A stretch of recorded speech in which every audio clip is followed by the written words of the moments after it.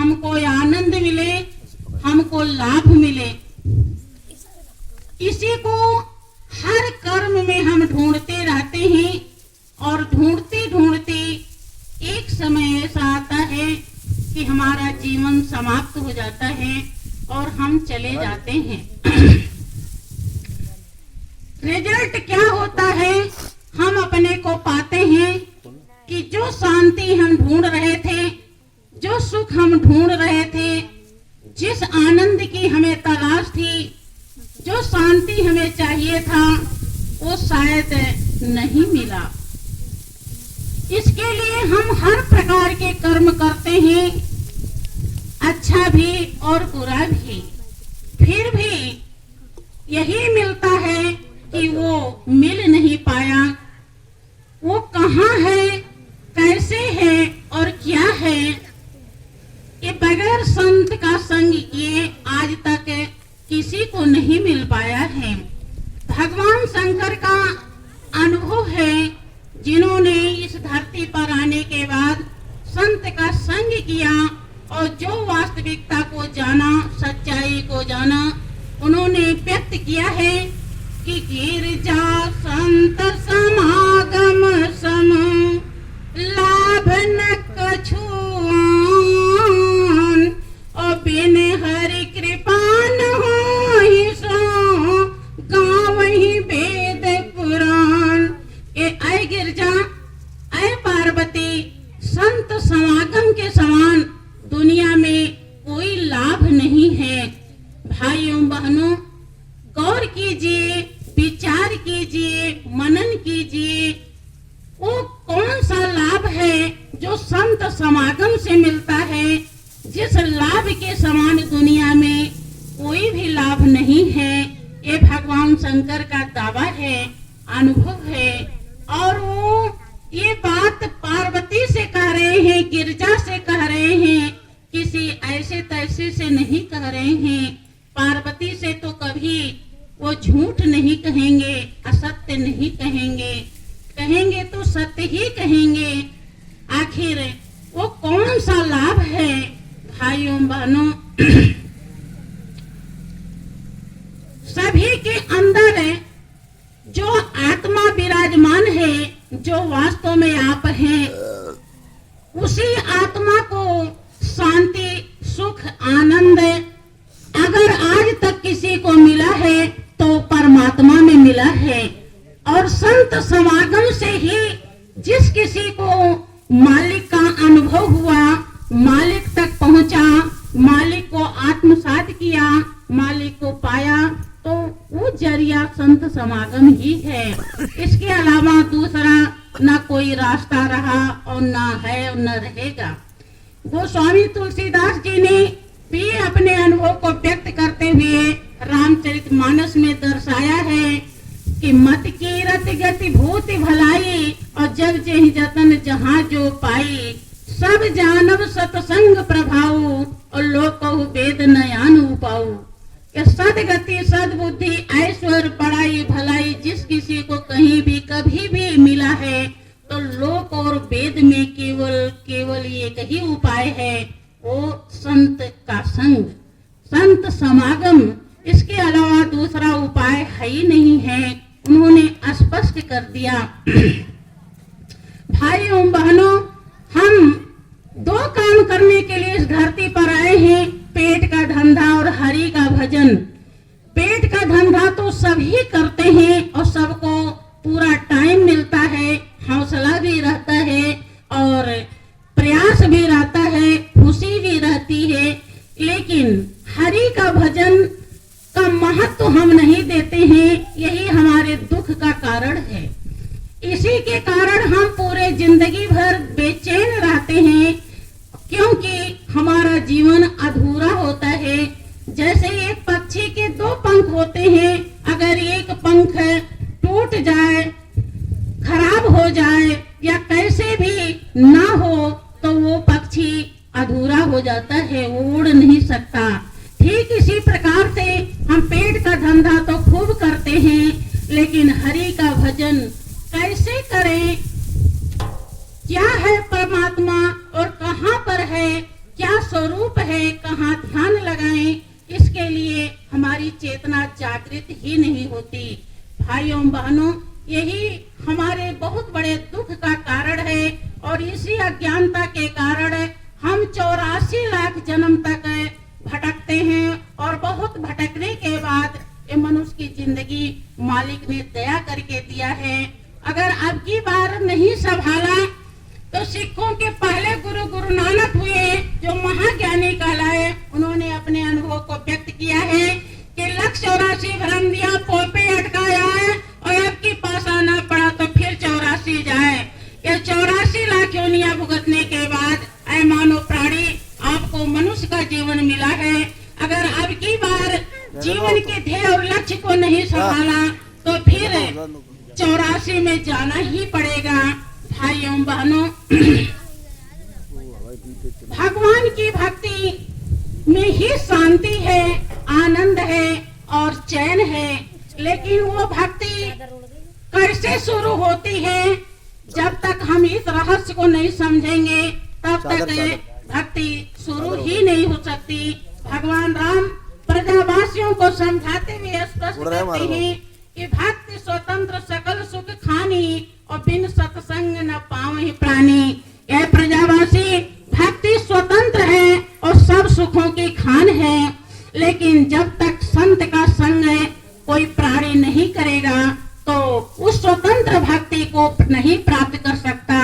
भाइयों बहनों, हम जब दुनिया के झमेले में बेचैन होते हैं, अशांत रहते हैं, नाना प्रकार का दुख मिलता है तो सोचते हैं कि भगवान का भजन कर लें, अब हमें शांति मिल जाएगी। और इसके लिए कोई मंदिर में चला जाता है, कोई तीर्थ में चला जाता है, कोई गीता रामायण पढ़ता है, कोई कुछ करता है।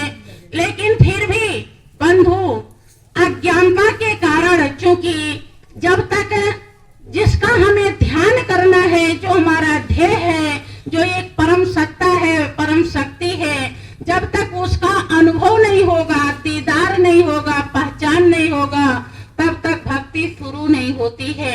हम चाहे कितना भी पूजा पाठ कर ले, लेकिन वो पूजा की तैयारी तो कहला सकती है, लेकिन पूजा नहीं कहलाएगी। पूजा तब शुरू होती है जब हमें मालिक के स्वरूप का अनुभव हो जाता है, पहचान हो जाता है, दीदार हो जाता है, दर्शन हो जाता है।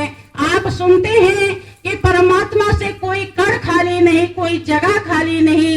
ये भगवान शंकर का दावा है कि हरि व्यापक सर्वत्र समाना और प्रेम ते प्रगट होई मैं जाना। कहते हरि, जो दैहिक दैविक भौतिक तीनों तापों को हर लेने वाली शक्ति है। जब हम हरि को पहचान करके हृदय में आत्मसात कर लेते हैं, धारण कर लेते हैं, तो बंधु ये तीनों ताप, जो दैहिक दैविक भौतिक तीनों दुख हैं हमारे जीवन में, ये हमें व्यापते नहीं हैं। कह रहे हैं कि वो हरि सब जगह समान रूप से विराजमान है, मौजूद है, लेकिन वो प्रेम से प्रकट होता है, ऐसा मैंने जाना है, माना नहीं। बंधु, दुनिया मान के भक्ति करती है। परमात्मा एक चेतन सत्ता है, वो मानने का विषय नहीं, वो जानने का विषय है। मानने से काम नहीं चलता। जैसे कोई कुर्सी या टेबल है, उसको आप हवाई जहाज मान लीजिए तो वो कुर्सी टेबल ही रहेगा, वो हवाई जहाज नहीं बनेगा, उड़ेगा नहीं, जो है वही रहेगा। मानने से काम नहीं चलता है, जानना जरूरी होता है। जब उससे कोई कण खाली नहीं, कोई जगह खाली नहीं, जिसने जाना उसने बताया है, तो हम भी जब जानेंगे तभी पता चलेगा। बिना जाने न परिचय होता है, न विश्वास होता है और न भक्ति शुरू होती है। भगवान राम कहते हैं कि भक्ति स्वतंत्र है। स्वतंत्र का मतलब जो किसी के अधीन ना हो, जो स्वयं अपने आप हो रही हो, केवल हमें वहां पहुंचना जरूरी होता है, उसको अनुभव करना जरूरी होता है। कैसे वो हमारे अंदर मौजूद है, विराजमान है, कैसे परमात्मा का नाम हमारे अंदर चल रहा है, कैसे परमात्मा रोम रोम में हर जगह समाया हुआ है। हमें केवल इतना ही जानना है और जब हम जान लेंगे तो किसी चीज की जरूरत नहीं, कोई मंत्र माला नहीं चाहिए, कोई दिया बत्ती नहीं चाहिए, किसी के मंदिर मस्जिद नहीं चाहिए। हमारे अंदर मालिक ने बहुत ही अच्छा मन मंदिर बना रखा है जिसमें वो हर समय हर क्षण हमेशा मौजूद रहता है और जिसमें ही शांति है, जिसमें ही आनंद है और जिसमें ही सुख है। क्योंकि बंधु, मालिक के सिवाय इस दुनिया में कुछ भी अपना नहीं है। अगर कुछ है अपना तो वही है। अज्ञानता के कारण हम उसे अपना नहीं समझते हैं और जो पल भर में छुड़ा लिया जाता है उसको हम अपना समझते हैं और उसी के कारण यहाँ भी बेचैन रहते हैं और बेचैन होकर के चले जाते हैं। 84 लाख जन्म तक बेचैन ही रहते हैं। संत महान पुरुष परम दयालु होते हैं और वो दया करने के लिए ही आपके ऊपर इस धरती पर हमेशा मौजूद रहते हैं कि आप वास्तविकता को समझ ले, सच्चाई को जान ले, ताकि आपकी जन्म जन्मांतर की डगमगाती नैया किनारे लग जाए। जो मंजिल किसी जन्म में तय नहीं हुई वो मंजिल तय हो जाए। मनुष्य जीवन का ध्येय और लक्ष्य है ईश्वर की प्राप्ति। खाना पीना सो जाना ये राह खर्च है बंधु, ये मंजिल नहीं है। मंजिल तो जो स्वर आपके अंदर निकल रहा है, कैसे निकल रहा है, क्या है वो और कैसे उसे जाना जाता है, इसका अनुभव हो जाए, आपको दीदार हो जाए, पहचान हो जाए। क्योंकि बिना परिचय के आप कभी भी प्रेम नहीं कर सकते और बिना प्रेम के भक्ति होती नहीं। भक्ति का मतलब ही होता है सेवा, प्रेम, कुर्बानी। जब तक तीनों नहीं होता तब तक भक्ति शुरू नहीं होती। भक्ति स्वतंत्र है और सब सुखों की खान है, लेकिन जब तक संत का संग कोई प्राणी नहीं करेगा तब तक वो स्वतंत्र भक्ति नहीं मिल सकती। ये भगवान राम का दावा है। आगे राम कहते हैं कि पुण्य पुंज बिन मिले न संता। भक्ति स्वतंत्र है और सब सुखों की खान है और संत तब मिलते हैं जब पुण्य का ढेर इकट्ठा होता है। बहुत ज्यादा पुण्य हमारे जीवन में जब इकट्ठा हो जाता है तब संत मिलते हैं। मिलने का मतलब होता है कि हम उनकी शरण ग्रहण कर लें, उनकी पहचान कर लें कि यही वास्तव में हमारे हैं, यही अपने हैं, जो अपने तक पहुंचाते हैं, जो अपने से मिलाते हैं, जो अपने और पराये की पहचान करा देते हैं। बंधु, जो मेरा नहीं है उसे हम मेरा कहते हैं और जो मेरा है उसे कभी मेरा समझ ही नहीं पाते। कि मैना ने मैना कहा ग्राहक लागे 20 और बकरे ने मैं किया तुरंत कटायो शीश। और मैं बुरी बला है सको तनिक सो भाग और कहे कबीर कब तक रहे रुई लपेटे आग। बंधु, आप परम सच्चाई को भूले रहते हैं और अज्ञानता के कारण दर दर ठोकरें खाते रहते हैं और इतनी सुंदर जिंदगी जिसके लिए देवता तरसते हैं उसे यूं ही गंवा कर, पशुवत गंवा कर, जैसे जितना काम पशु पक्षी करते हैं उतने काम आप करते हैं और करके चले जाते हैं। संत महान पुरुष दया करते हैं, लेकिन अगर पुण्य का ढेर नहीं है, पुण्य की कमाई नहीं है तो उनकी दया को आप पैरों तले कुचल देते हैं। उनकी दया को आत्मसात नहीं कर पाते, धारण नहीं कर पाते, आप उसे परख नहीं पाते और उनकी वाणी को आप समझते नहीं हैं, गौर करते नहीं हैं। उन्हें कुछ और समझ लेते हैं कि ये हमको लूटने के लिए आए हैं, ये हमको धोखा देने के लिए आए हैं, ये तो हमसे भी ज्यादा खराब हैं। पता नहीं क्या क्या उनमें कमियां आप ढूंढने लगते हैं। भाइयों बहनों, मिलना तब कहा जाता है जब हम समझ लें कि मालिक ने मनुष्य की जिंदगी इसीलिए दिया है, वास्तव में दुनिया में कोई हमारा नहीं है। ये देख लिया दुनिया का सारा नजारा, न हम किसी के न कोई हमारा। 2 दिन के भाई को भाई कहें क्या और 2 दिन के माता को माता कहें क्या। जाना है जग से एक दिन न्यारा, न हम किसी के न कोई हमारा। जिसको ये बात समझ में आ जाती है, वो अपने को ढूंढना चाहता है, अपने से मिलना चाहता है, अपने को पाना चाहता है, और वो जरिया संत ही होते हैं। और वो संत के शरण में जाता है और उन्हें अपने जीवन को सौंपता है, और जीवन को सौंपने के बाद वो उस मंजिल को दर्शाते हैं, जिस मंजिल को पाने के लिए, जिस धाम पर पहुंचने के लिए, जिसको पाने के लिए, जिसे अपना बनाने के लिए, जो वास्तव में आपका अपना है, जो आपके श्वास को चला रहा है, जो बीज बोने के बाद अंकुर निकालता है, जो भोजन करने के बाद भोजन को पचाता है, उसको दर्शा देते हैं, मिला देते हैं, और आप उसे पाते ही खिल जाते हैं, क्योंकि आत्मा जन्म जन्मांतर से उसी के लिए प्यासी है।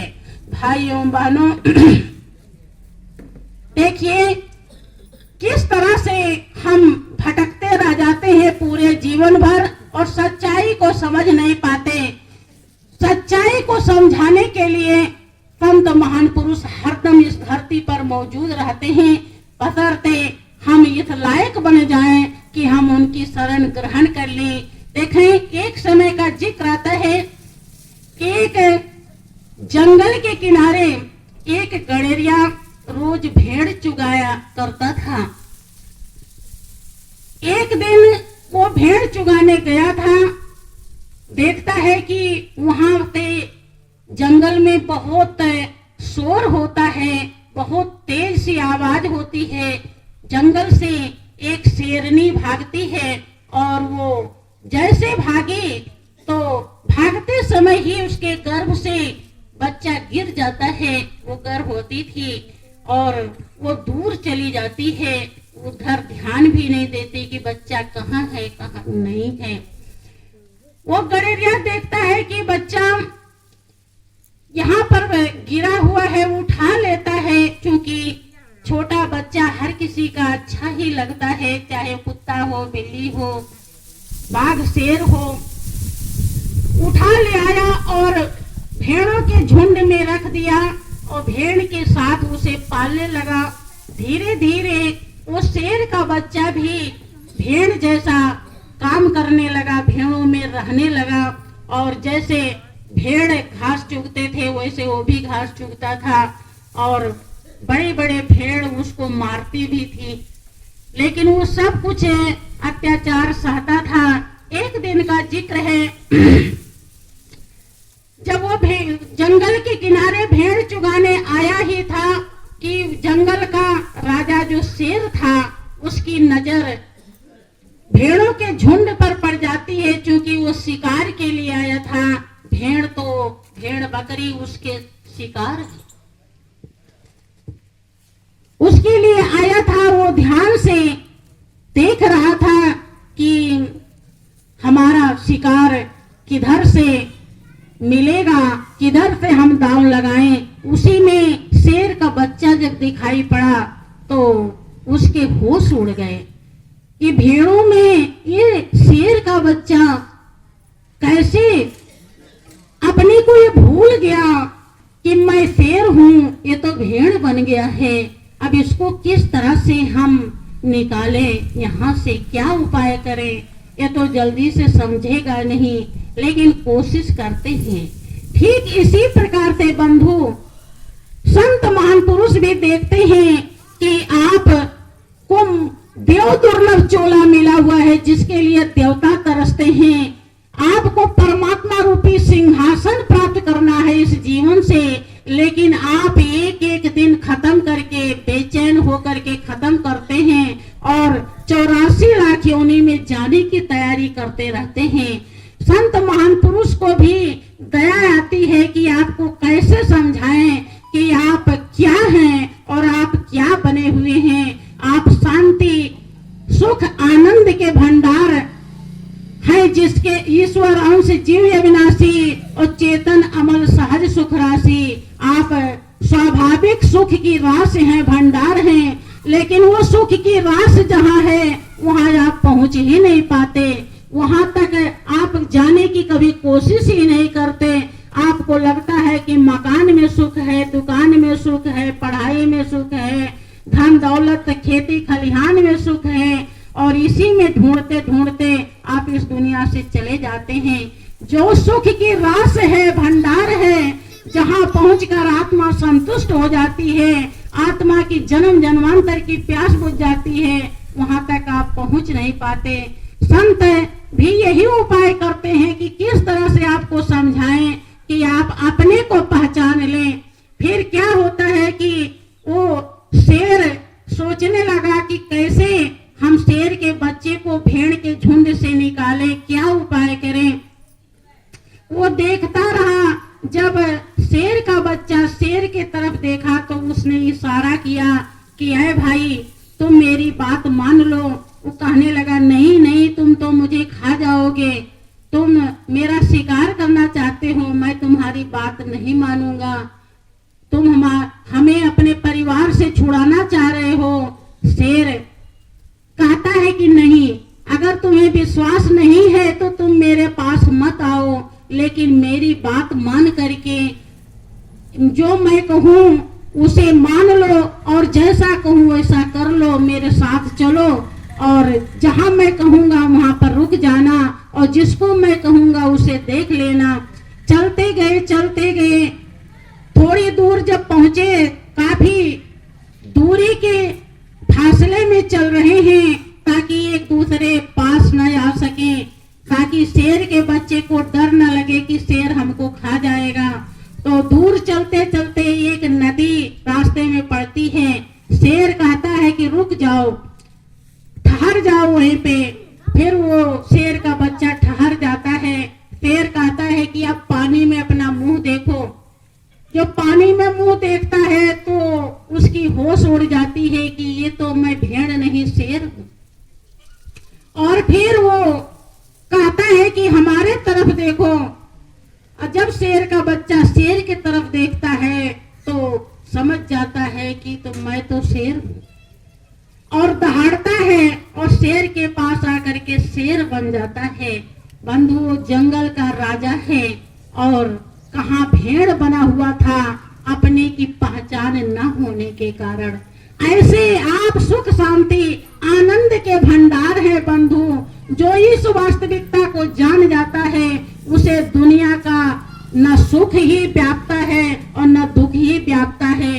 वो जानता है कि सुख भी क्षणिक है और दुख भी क्षणिक है, ये आते और जाते हैं। हमारी आत्मा तो निर्लेप नारायण है, इसमें किसी भी प्रकार का कोई विकार नहीं है। और जो हम हैं जब उसमें किसी भी प्रकार की कोई कमी नहीं तो कैसा दुख और कैसा सुख है।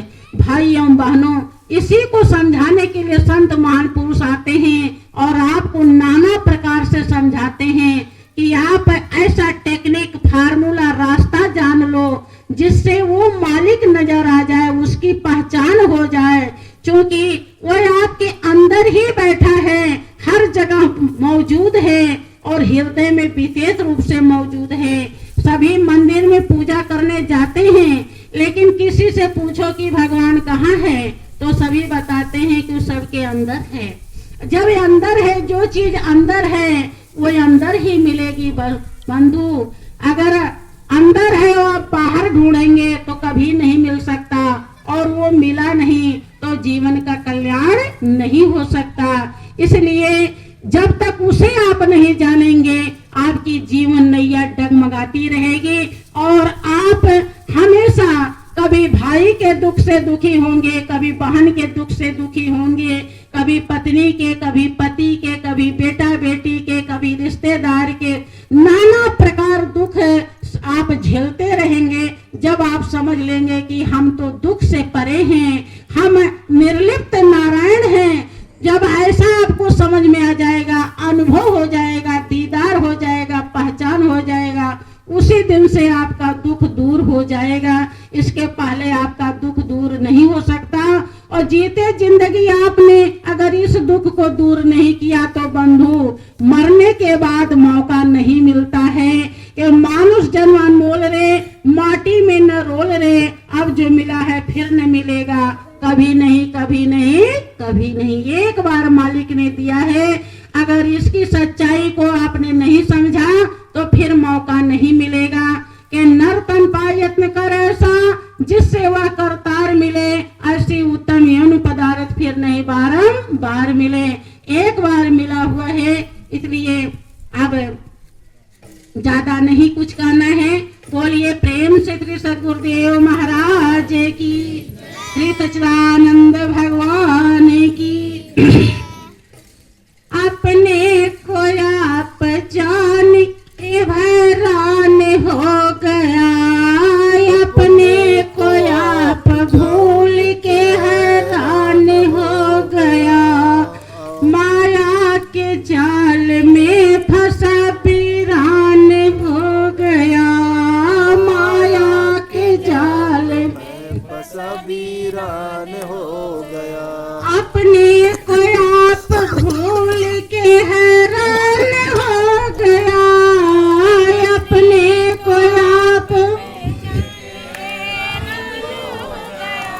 माया के जाल में फंसा वीरान हो गया, माया के जाल में फंसा वीरान हो गया। विषयों को देख देख के लालच में आ रहा, विषयों को देख देख के लालच में आ रहा।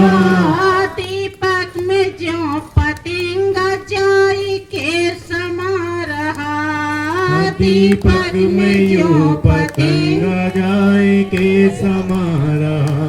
बिना विचार के सदा नादान हो गया, बिना विचार के सदा नादान हो गया।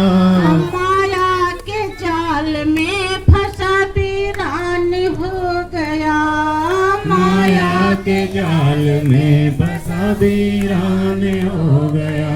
अपने को आप भूल के हैरान हो गया, अपने को आप भूल के हैरान हो गया।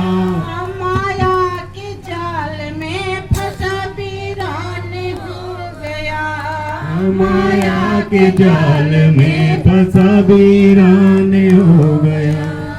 कर्पूर पाप स्वर्ग नरक भोगता फिरे, कर्पूर पाप स्वर्ग नरक भोगता फिरे। तृष्णा के डोर में बधा सदा जन्म धरे, कृष्णा के डोर में बंधा सदा जन्म धरे। पीकर के मोह की सुरा बेभान हो गया, पीकर के मोह की सुरा बेभान हो गया। माया के जाल में फंसा वीरान हो गया, माया के जाल में फंसा वीरान हो गया। अपने को आप भूल के हैरान हो गया, अपने को आप भूल के हैरान हो गया। माया के जाल में फंसा वीरान हो गया, माया के जाल में फंसा वीरान हो गया।